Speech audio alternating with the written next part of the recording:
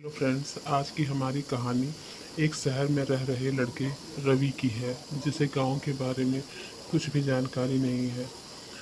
तो रवि, जो कि शहर में पला बढ़ा है, उसे गांव के बारे में ज़्यादा कुछ नहीं पता है, न ही वो भूत प्रेतों पर विश्वास करता है। तभी अचानक एक दिन उसके पास फ़ोन आता है कि उसके मामा जी की तबीयत बहुत ख़राब है। वो एक छोटे से गांव बाकरगंज के पास रहते थे। तो रवि जल्द से जल्द अपना सामान पैक कर मामा के गांव के लिए निकल गया। जब वो मामा के पास पहुंचा, उनका हाल चाल लिया और उनके पास बैठकर थोड़ी देर उनसे बातें करता रहा। मामा जी ने कहा, बेटा, आज गांव में मेरे बाग पर कौन रहेगा? मेरी तो तबीयत बहुत ज़्यादा ख़राब है बेटा। तो और मेरा बेटा अभी दवा लेने के लिए शहर गया हुआ है। तो क्या तुम आज आज की रात मेरे बाग में रुक जाओगे? वहाँ पर जो आम है, कभी कभी कुछ वहाँ पर कुछ लोग तो उसे तोड़ने के लिए आ जाते हैं। रवि कहता, हाँ क्यों नहीं मामा जी, आप बिल्कुल भी चिंता ना करें। आज रात में ही रुक जाता हूँ वहाँ। अभी अभी 15 साल का ही था। वह पहली बार अपने मामा के यहाँ आया था। उसकी सारी पढ़ाई शहर में हुई है। उसे कभी उसके माँ बाप कभी मामा के यहाँ घुमाने नहीं। पर मामा ने पहले ही रवि को समझा दिया था। बगीचे में एक आम का पेड़ है जिस पर लाल कपड़ा बंधा हुआ है, बेटा वहाँ पर तुम बस मत जाना। बाकी तुम्हें कोई दिक्कत नहीं है। वहाँ पे एक झोपड़ी है, झोपड़ी के पास ही चारपाई पड़ी हुई है। तुम्हें बस उस पर सोना है, और जब भी तुम्हें किसी प्रकार की कोई आवाज़ सुनाई दे तो तुम जोर से चिल्लाना, वो सब भाग जाएंगे। गांव के ही कुछ लोग होते हैं जो रात में या फिर सुबह 4 बजे के 5 बजे के आसपास वहां पर आम को तोड़ने के लिए आते हैं। ध्यान करके उस आम के पेड़ के नीचे मत जाना या बैठना जहाँ पर लाल कलर का कपड़ा बंधा हुआ है। बस इतनी बात ध्यान रखना मेरी। रवि हाँ में सिर हिलाकर वहाँ से चल देता है, और वह पैदल चलते चलते अपने कान में गाने की लीड लगा लेता है और गाना सुनते हुए बगीचे की तरफ बढ़ जाता है। रात के करीब 8 बज चुके हैं। खाना खा के रवि बस अब लेटने का ही इंतज़ाम कर रहा होता है।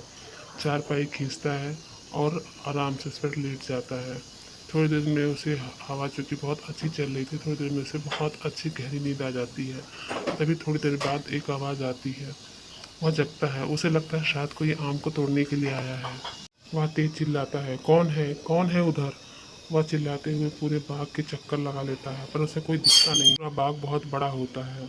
वह इतना थक जाता है कि ठीक उसी के आम के पेड़ के नीचे बैठ जाता है जहाँ पर उसके मामा ने मना किया था। वह वही पेड़ था जिसके नीचे लाल कलर का कपड़ा बंधा था, पर वह ज़्यादा ध्यान नहीं देता है और वह आराम से बैठा रहता है। तभी अचानक उसे कहीं से गुर्राने की आवाज़ आती है। वो पीछे पलट कर देखता है, उसे कोई नहीं दिखता है। फिर वो आराम से आंखें बंद कर लेट जाता है उसी पत्थर पर। तभी उसे आंखें खुलती हैं। उसे कोई धुंधला धुंधला सा काले कलर का कोई बहुत लंबा, वह इतना लंबा चौड़ा था कि उसके सामने रवि बहुत छोटा बच्चा लग रहा था। वह आदमी काफ़ी काला और उसकी दोनों आंखें काफ़ी चमक रही थीं। रवि को देखकर ऐसे गुस्सा आ रहा था, इतना ज़्यादा गुर्रा रहा था कि जैसे अभी के अभी रवि को खा जाएगा। रवि से देख कर जैसे जम सा गया और वह पसीना पसीना हो। रवि ने पहली बार इतनी भयानक चीज़ कभी सामने देखी थी। रवि की तो हालत ख़राब हो चुकी थी। वो बहुत ज़्यादा डर गया था।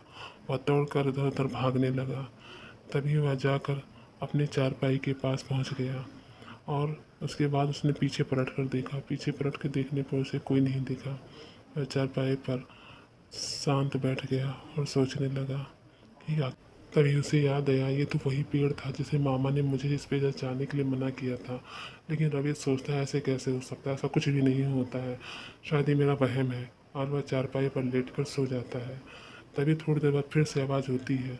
उसके बगल में कोई बैठा होता है। वो कहता है, तुमने अच्छा नहीं किया, यहाँ से चले। आँखें खोल कर देखता है, सामने एक औरत खड़ी होती है। उसके साथ में एक काला साया भी होता है। वह औरत चिल्ला रही होती है, कह रही होती है, तुमने ये बहुत गलत किया, तुमने इसे जगा दिया है, तुमने इसे जगा दिया। रवि की हालत इतनी ख़राब हो जाती है कि वह सोचता है कि क्या करूँ मैं यहाँ से। वो बहुत तेज़ भागता है। तभी उसके सामने एक पेड़, आम का पेड़ दिखाई देता है। उस पर कोई बैठा होता है जो उसे देखकर हंस रहा होता है। कभी नहीं ऐसा पहली बार देखा था। वह बहुत ज़्यादा डर गया था। वह गांव की ओर भागता है। इतनी तेज़ भागता है जैसे वह कभी पहले कभी न भागा हो। और वह गांव पर ये क्या, उसे गांव तो दिखाई दे रहा था पर वो गांव तक जैसे पहुंच ही न पा रहा हो। वह बार बार घूमकर उसी बगीचे में आ जाता। उसकी धड़कन जैसे लग रहा था कि अब चलना ही बंद कर दिया है।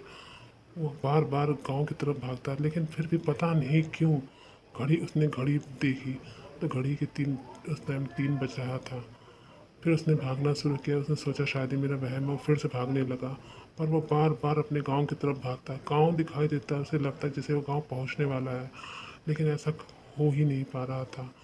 हर आधे घंटे में वो अपनी घड़ी चेक करता, कोशिश करता भागने की, लेकिन जैसे लगता कि उसकी सुई बार बार वहीं जाके अटक जा रही है कि 3 बजे से 3 बजकर 5 मिनट भी नहीं हो रहा है।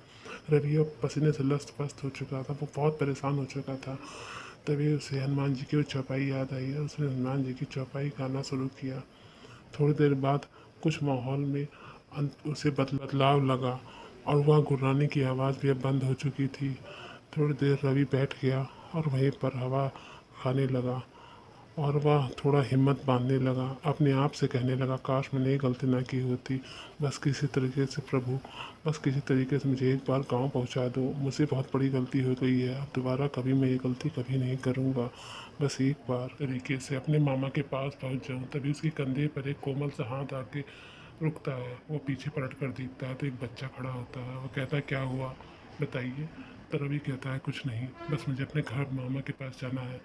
तो उसका हाथ, बच्चा उसका हाथ पकड़ता है और वो उसके साथ साथ चलने लगता है। रवि वह देखता है थोड़ी देर में इसका घर आ जाता है। बच्चा रवि का हाथ छोड़ देता है। रवि जल्द से जल्द अपने मामा के पास पहुंच जाता है। मामा रवि को देखकर बहुत आश्चर्यचकित होते हैं और कहते, बेटा तुम इतनी जल्दी कैसे आ गए। रवि इसको उनको सारी बात बताता है और ये भी बताता है कि उसे एक बच्चा लेकर आया है। मामा कहते हैं, कौन सा बच्चा है, दिखाओ। मामा निकल कर बाहर आते हैं, देखते हैं पर वहाँ पर कोई नहीं होता। रवि उस बच्चे को पुकार रहा होता है, बेटा कहाँ हो?" उसके मामा कहते, बेटा तेरी किस्मत बहुत अच्छी है जो तू बच गया, वरना उस आम के नीचे बैठने के बाद तो तेरा बचना बहुत मुश्किल था। पता नहीं वो कौन था जो तुम्हें यहाँ तक छोड़कर गया। हेलो दोस्तों, अगली कहानी नेक्स्ट पार्ट में। दोस्तों, आप सभी से ये प्रार्थना है कि हमारे इस कहानी को लाइक करें, जिससे हमें और मोटिवेशन मिलता है और इससे और अच्छी कहानियाँ हम बनाने की कोशिश करते हैं। तो प्लीज़ लाइक एंड सब्सक्राइब।